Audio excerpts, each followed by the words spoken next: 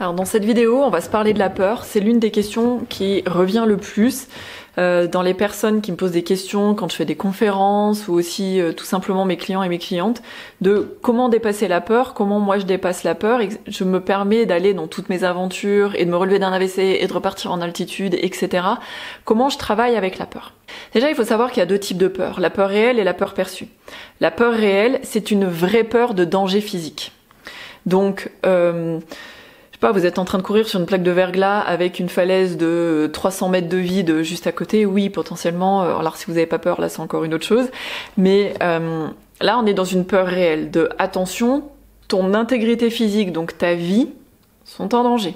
Au-delà de ça, et généralement quand il s'agit principalement de situations, ce ne sont que des peurs perçues. Notre cerveau et notre système est fait de manière à vouloir nous protéger et protéger notre intégrité physique. La peur est surtout gérée par une partie qu'on appelle le cerveau reptilien et qui, elle, fait en sorte de nous protéger comme si on était encore au temps des cavernes. Donc il faut pas se séparer de notre mari ou de notre conjoint ou de notre femme, même si on n'est plus bien, parce que on pourrait errer tout seul dans la jungle ou dans le désert jusqu'à ce que mort s'en suive. Il va faire des analyses très très binaires et des raccourcis très très binaires pour nous mettre en permanence en sécurité.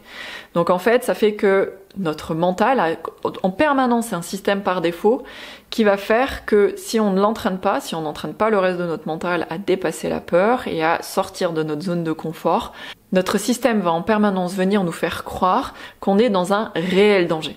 En fait, le reste du temps, pour moi, la peur, c'est vraiment le douanier de la sortie de zone de confort. Le douanier de quand on fait un move vers un endroit qui n'est pas connu, que ce soit un investissement financier, que ce soit partir, faire une ascension de haute montagne, etc. La peur, elle sera toujours là dès qu'on fait un move inconnu. Et même si on est très très entraîné depuis des années, qu'on est à la tête d'une énorme entreprise qui brasse énormément, à partir du moment où on vient faire pivoter le bateau, il y a toujours la peur qui va venir s'insinuer. Déjà, généralement, qu'est-ce qui se passe? C'est que la peur, elle sera toujours là. Donc ça sert à rien d'essayer de l'éliminer, jusqu'à votre mort, vous aurez toujours peur. C'est votre système de sécurité et vaut mieux pas l'éliminer. Par contre, l'un des autres problèmes, c'est quand la peur récurrente vient se transformer en angoisse et en anxiété, où notre capacité de discernement est complètement azimutée. Je dirais que le seul moyen, c'est de s'entraîner. C'est de s'entraîner au discernement et de s'entraîner à la sortie de zone de confort. C'est pour ça que notamment, moi j'amène les gens souvent en milieu extrême ou en état modifié de conscience, où tout ça, ça vient se recalibrer. Parce que quand on n'est pas en train de paniquer et de croire à nos warnings, la peur est là, mais on a la capacité de revenir se brancher à notre intuition, le fameux gut feeling, qui lui va driver la barque. Le cerveau va analyser les éventuels dangers, et si les dangers, on voit que ce sont que des dangers perçus, on va pouvoir venir faire le mouvement de sortie de zone de confort et de passer vers autre chose. Généralement, pour moi, la peur, c'est une boussole géniale. Sauf si mon intégrité physique est mise en danger, en haute montagne ou autre, où là, je vais prendre plus de temps de prendre des décisions, ou parfois je vais reculer.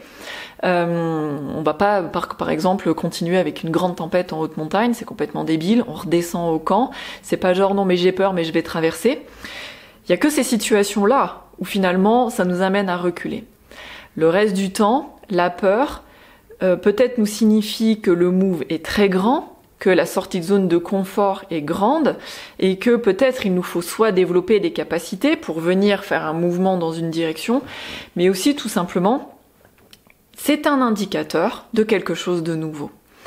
Donc moi, je la trouve plutôt assez intéressante, surtout soit dans le développement personnel, ou encore dans l'entrepreneuriat, ou encore pour les grands leaders. À partir du moment où la peur est présente, c'est qu'on est généralement en train de sortir de notre zone de confort. Ça veut dire quoi? Ça veut dire en train de level up quelque chose. Donc pour moi, la peur est une boussole. Si elle est beaucoup trop énorme, je vais faire plusieurs pas, voire construire des capacités pour pouvoir faire cette sortie de zone de confort. On va pas se balancer au pôle Nord comme ça sans avoir peut-être fait plusieurs raids à ski en tirant des poulkas par exemple. Mais en fait, la peur est juste en train de nous montrer une direction et elle est juste en train de nous dire là on rentre dans une zone d'inconnu, moi le cerveau je ne suis plus en capacité de te protéger parce que je suis plus en capacité d'analyser. C'est uniquement ce qui est en train de se passer. Donc je vais vous inviter vraiment à sortir de votre zone de confort, à regarder quand vous avez peur, à toujours vous demander est-ce que c'est une peur réelle ou une peur perçue.